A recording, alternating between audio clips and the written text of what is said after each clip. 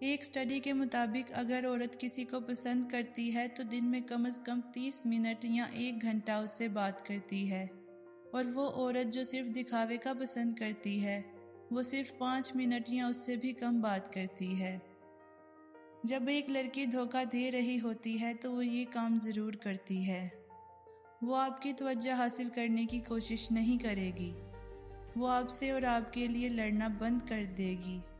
वो आपके मैसेजेस का जवाब जल्दी नहीं देर से देगी।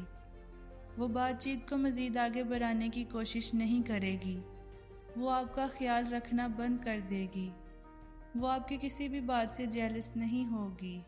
वो दूसरे लड़कों को देखेगी और उनसे बातें करेगी। उसे इस चीज़ से भी कोई गर्ज नहीं होगी कि आप उसका ख्याल रखते हैं कि नहीं। वो आपकी सोशल एक्टिविटीज़ पर भी ध्यान नहीं देगी और उसे इस बात से भी कोई फ़र्क नहीं पड़ेगा कि आप किसी दूसरी लड़की से बात करते हैं कि नहीं। जब औरत ने किसी मर्द को छोड़ना होता है तो वो ये 3 काम करती है। सबसे पहले वो उसकी बात मानना छोड़ देती है, उसकी इज्जत करना छोड़ देती है और फिर उसके बाद बदतमीज़ी से पेश आती है।